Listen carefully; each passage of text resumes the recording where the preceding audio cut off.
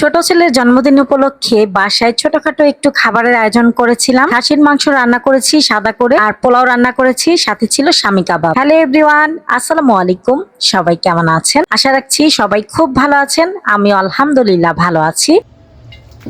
প্রথমে আমি খাসির মাংসটাকে খুব ভালো মতো ক্লিন করে নিয়েছি। তারপর এখানে দিয়ে দিলাম পেঁয়াজ আর কাঁচামরিচ মিহি কুচি করে দিয়েছি। তারপর দিয়েছি আদা রসুন বাটা, ধনিয়ার গুঁড়া, জিরার গুঁড়া, গরম মশলার গুঁড়া, গোটা গরম মশলা, দারচিনি, এলাচ, লবঙ্গ, তেজপাতা, বড় এলাচ। তারপর দিয়েছি পরিমাণ মতো তেল, পরিমাণ মতো লবণ। তারপর খুব ভালো মতো মশলাগুলোকে মিক্সড করে নিচ্ছি মাংসের সাথে। এখন দিয়ে দিচ্ছি দুধ। দুধটা দিয়েও আমি খুব ভালো মতো মিক্সড করে আধা ঘন্টার মতো ম্যারিনেট করে রাখবো। হাতে টাইম থাকলে 1 ঘন্টাও রাখা যেতে পারে। তো আমি আজকে আধা ঘন্টায় রেখেছি। আধা ঘন্টা পরে আমি চুলাটাকে অন করে দিয়েছি। আর এখন আস্তে আস্তে কষিয়ে কষিয়ে রান্না করব। আর এখানে আমি কোনো প্রকারের পানি দিব না। মাংস থেকে কিন্তু পানি অলরেডি উঠেছে, আর মাংসের পানিটা শুকিয়ে গেলে আমি আরো 2বার লিকুইড দুধ দিয়ে মাংসটাকে খুব ভালো মতো কষিয়ে কষিয়ে সেদ্ধ করে নিয়েছি। এ পর্যায়ে কিন্তু রান্নাটা হয়ে গেছে। আমি মাংসটা যেহেতু কমে গেছে, আমি একটা ছোট ফ্রাই প্যানে ঢেলে নিয়েছি। লাস্ট পর্যায়ে দিয়ে দিলাম গরম মশলার গুঁড়া আর ঘি। এই তো আমার খাসির মাংস রান্নাটা কিন্তু হয়ে গেছে। আর এই রেসিপিটা আপনাদের ভাইয়া খেতে চেয়েছিল, তাই এভাবেই রান্না করলাম।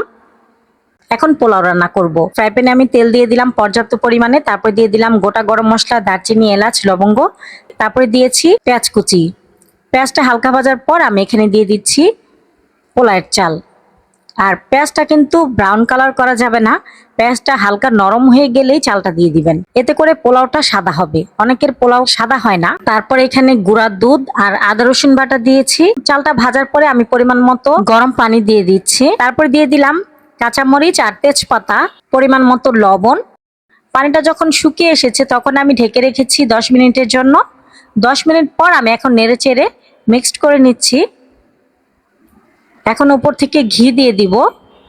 এখন আমি চুলার আঁচটা একদম লো করে আরো 10 মিনিট দমে রাখবো। 10 মিনিট পরেই পোলাও রান্নাটা হয়ে যাবে। এখন খাওয়ার সময় আমি কাবাব ভেজে নিচ্ছি, স্বামী কাবাব। কাবাবগুলোকে আমি আগেই বানিয়ে ফ্রোজেন করে রেখেছিলাম। এখন ডিমের মধ্যে চুবিয়ে ভেজে নিচ্ছি। আচ্ছা বলেন তো আপু ভাইয়ারা, আপনারা কে কোথা থেকে আমার ভিডিওটি দেখছেন, আর আমার ভিডিও আপনাদের কাছে কেমন লাগে কমেন্টের মাধ্যমে কিন্তু জানাতে ভুলবেন না। আপনাদের লাইক এবং কমেন্ট আমাকে অনেক উৎসাহিত করে নতুন আরেকটি ভিডিও তৈরি করার জন্য। কাবাবগুলো ভাজা হয়ে গেছে, এখন উঠিয়ে নিচ্ছি। আর যেহেতু ফ্রোজেন করা ছিল তাই একটু সময় নিয়ে সুন্দর করে ভেজেছি। রান্না বান্না শেষ, সব কাজকর্ম শেষ করে নামাজ কালাম পড়ে এসেছি। অলরেডি সবাইকে খাবার দিয়েছি, এখন আমার খাবারটা বেড়ে নিচ্ছি। আলহামদুলিল্লাহ, আপনাদের ভাইয়া খেয়ে বলেছে খুবই মজা হয়েছে। বিশেষ করে খাসির মাংসটা তার কাছে অনেক ভালো লেগেছে। রান্না করার পরে যদি কেউ প্রশংসা করে, বিশেষ করে হাজবেন্ড, তাহলে কিন্তু খুবই খুশি লাগে আপুরা, তাই না? বিকেল বেলা একটু দই খাচ্ছি। দই আমি নিজের হাতেই বানিয়েছিলাম, আর আমার কাছে ঠান্ডা ঠান্ডা দই খেতে খুব ভালো লাগে। আমি ডিপ ফ্রিজে রেখে দিয়েছিলাম। এখন আমি বরফ বরফ দই খাচ্ছি, সাথে মিষ্টি টাঙ্গাইলের রসগোল্লা। এই রসগোল্লাটা অনেক মজা খেতে। আর সন্ধ্যার পরে এই যে ইয়াসিনের জন্য, মানে আমার ছোট ছেলের জন্মদিন, ওর জন্য একটা কেক আনা হয়েছে। কেকটা আমি কেটে নিচ্ছি, ও কাটবে না, বলতেছে তুমি কেটে দাও। আসলে ওদের বাবা তো বিদেশ চলে যাবে, তো যাওয়ার আগেই এই কেকটা আনা হয়েছে।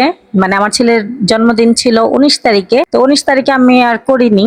এটা সম্ভবত 21 তারিখের ভিডিও। ভিডিওটি ভালো লাগলে প্লিজ একটি লাইক দিবেন। ভিডিও সংক্রান্ত কোনো মতামত থাকলে কমেন্টের মাধ্যমে জানাতে পারেন। আজকের মতো ভিডিওটি এ পর্যন্তই। আল্লাহ হাফেজ, আসসালামু আলাইকুম। আমাকে সাপোর্ট করার জন্য আমার ভিডিওটি চাইলে একটা শেয়ার করে দিতে পারেন।